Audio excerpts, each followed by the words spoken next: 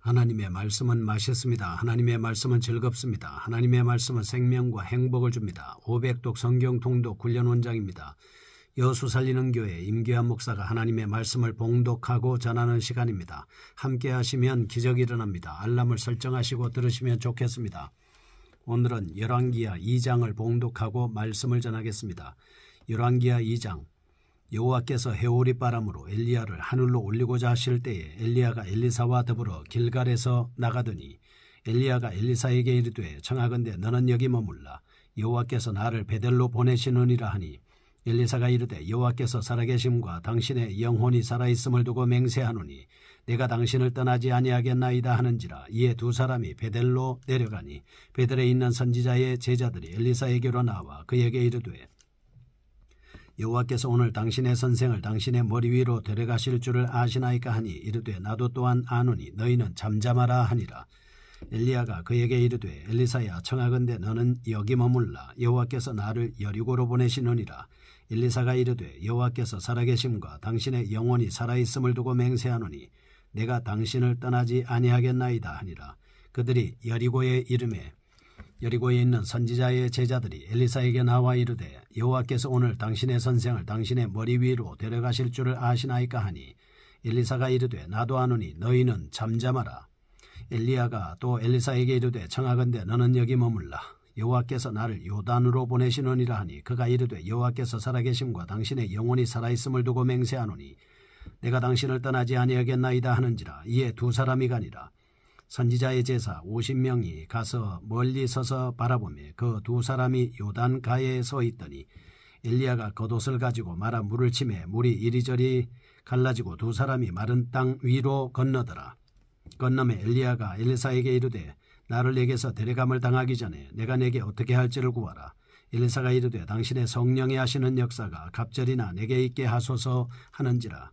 이르되 내가 어려운 일을 구하는도다. 그러나 나를 내게서 데려가시는 것을 내가 보면 그 일이 내게 이루어지려니와 그렇지 아니하면 이루어지지 아니하리라 하고 두 사람이 길을 가며 말하더니 불수레와 불말들이 두 사람을 갈라놓고 엘리야가 회오리 바람으로 하늘로 올라가더라.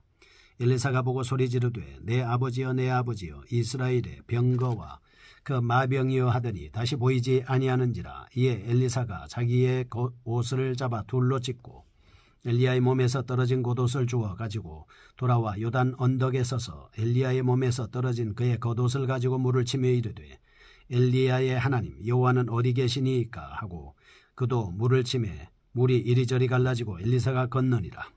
맞은편 여리고에 있는 선지자의 제자들이 그를 보며 말하기를 엘리야의 성령이 하시는 역사가 엘리사 위에 머물렀다 하고 가서 그에게로 나아가 땅에 엎드려 그에게 경배하고 그에게 이르되 당신의 종들에게 용감한 사람 50명이 있으니 청하건대 그들이 가서 당신의 주인을 찾게 하소서. 염려하건대 여호와의 성령이 그를 들고 가다가 어느 산에나 어느 골짜기에 던지셨을까 하나이다 하니라.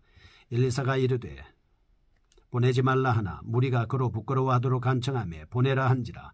그들이 50명을 보냈더니 사흘 동안을 찾되 발견하지 못하고 엘리사가 여리고에 머무는 중에 무리가 그에게로 돌아오니 엘리사가 그들에게 이르되 내가 가지 말라고 너희에게 이르지 아니하였느냐 하였더라.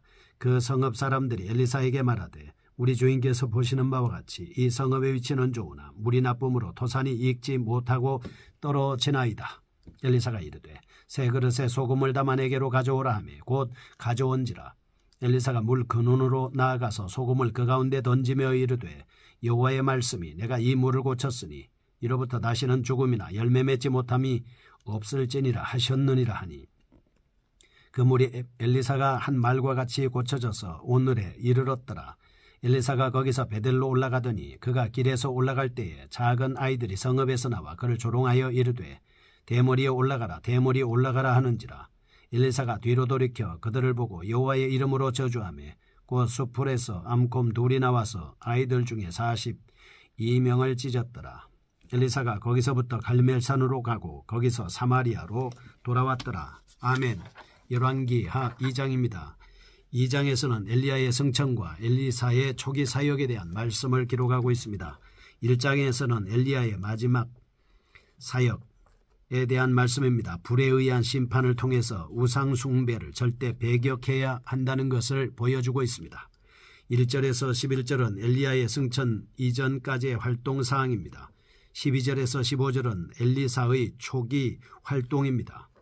열왕기하 1장을 통해서 우리는 첫째, 2장에는 끝까지 충성한 하나님의 종들을 영화롭게 하시는 하나님의 상급이 잘 나타나 있습니다.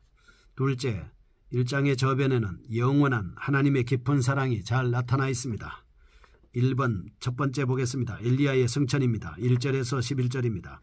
타락해가는 이스라엘에 대한 선지자의 역할과 기능을 강조하는 2장의 서두인 본 달락 엘리야가 엘리사에게 자신의 모든 권위를 위임하고 승천하는 장면이 기록되고 있습니다. 1절에서 6절은 엘리야가 엘리사를 시험하는 모습과 엘리사의 단호한 결단의 모습을 볼 수 있습니다. 7절에서 8절은 이적을 통한 엘리야의 선지자적 위임식입니다. 9절에서 10절은 엘리야에 대한 마지막 부탁을 하고 있습니다. 11절은 엘리야의 승천 모습이 기록이 되어 있습니다. 선지자의 권위의 위임 과정이 자세하게 기록되어 있는 엘리야의 승천 과정에서 우리는 스승의 참된 면모를 발견할 수 있습니다. 2절과 4절, 6절에서 엘리야는 그의 승천에 앞서 후계자 엘리사를 연단하기 위해서 여행을 길갈, 베델, 여리고, 요단으로 이어지는 험난하고 고된 여행을 하는 동안 엘리야는 엘리사로 하여금 여행을 포기하도록 종용합니다. 엘리야가 엘리사에게 여행을 3번이나 포기하도록 간청한 것은 엘리사로 하여금 하나님의 종으로서의 자세를 시험하기 위한 것이었습니다. 예수님께서는 베드로에게 내가 이 사람들보다 나를 더 사랑하느냐고 3번씩 같은 질문을 하신 것과 같은 이치라고 볼 수가 있습니다. 하나님의 종으로서 험난한 길은 외모로만 나타나는 영광된 길이 아닙니다. 몸과 마음을 다 바쳐 환난과 어려움을 무릅쓰고 죽도록 충성하는 것이기 때문에 마음을 더욱 굳게 하지 않으면 안 되기 때문입니다. 엘리사는 스승의 시험을 훌륭하게 통과했습니다. 그 시험에 넘어지지 않았다 하는 것입니다. 그는 엘리야 선지자를 따르겠다는 강력한 의지와 굳센 믿음을 가지고 있었기 때문에 그 앞에 다가오는 약간의 시험 능히 극복할 수가 있었습니다. 첫 번째, 후계자를 세우는 일이 쉬운 것은 아니라는 점을 오늘 말씀을 통해서 보여주고 있습니다. 예수님은 제자들을 3년 동안 훈련시켰습니다. 훈련이라고 하는 것은 어떤 일을 감당함에 있어서 능히 감당하고 남을 수 있는 실력을 키워 나가는 것이 훈련입니다. 둘째, 룻의 시어머니 나오미를 따른 것 같이 엘리사가 엘리야를 따른다고 하는 사실은 우리 또한 자신의 모든 것을 포기하고 오직 주님만을 따라야 함을 나타낸 것이다 라고 하는 것을 알 수가 있습니다. 엘리사의 결심, 예수님을 끝까지 따르는 믿음의 제자들의 모습을 여기에서 볼 수가 있습니다.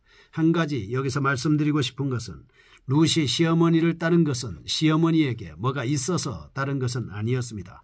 시어머니를 오히려 본인이 따라가게 되면 본인의 일생을 바쳐 시어머니를 모시고 살아야 하는 헌신적인 사명감밖에 남지 않았음에도 불구하고 그는 하나님의 말씀에 순종하여 자기의 민족도 아니고 종교도 아닌 시어머니를 따른 것은 바로 헌신적인 믿음의 모습으로서 믿는 사람이 어떻게 예수님을 따라야 할 것인가 라고 하는 것을 우리에게 단단히 보여주고 있다. 이렇게 볼 수가 있습니다.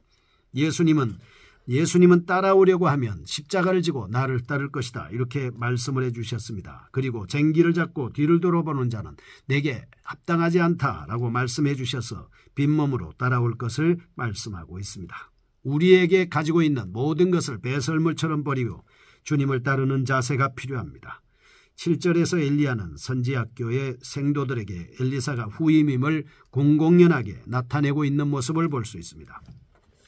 엘리야의 이러한 여행의 또 다른 목적은 바로 엘리사를 자신의 후계자로 부각시키기 위한 것이었습니다. 선지자의 생도 50명이 보는 앞에서 요단강을 가르는 마지막 이적을 행하면서 엘리사에게 후계자 계승식을 행한 것은 참으로 스승으로서 지혜로운 행동이었다라고 하는 것을 볼 수 있습니다. 이런 사실이 우리에게 주는 교훈은 진정 하나님을 위해 일하는 모든 사람들은 적법 절차와 순서에 따라 일을 해야 된다라고 하는 것을 알 수가 있습니다.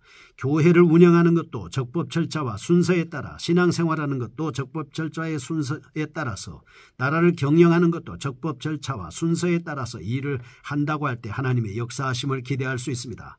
아무리 순하고 훌륭한 목적이 있다 하더라도 과정과 절차가 선하고 순리대로 행해져야 그 좋은 목적이 더욱 빛난다라고 하는 것이죠. 10절에서 엘리야는 자신의 승천을 자기의 영광으로 남기지 않고 오직 후계자를 위한 증거로 남겼습니다. 이것은 하나님의 조건에 대한 철저한 인정임과 동시에 제자에 대한 뜨거운 사랑을 보여주고 있다라고 하는 겸손의 모습을 볼 수가 있습니다. 엘리야의 승천의 모습은 마지막 순간까지 겸손하게 이루어졌습니다. 우리는 여기서 엘리야의 승천은 예수님의 승천의 모형이다 라고 하는 것을 알 수가 있습니다. 두 번째 12절에서 18절 엘리야를 계승한 엘리사입니다. 선지자의 신적 권위를 위임하는 증거로서 나타낸 엘리야의 승천 사건을 기록한 데이어 엘리야 선지자의 능력을 계승한 엘리사가 선지자적 권위를 인정받는 부분입니다.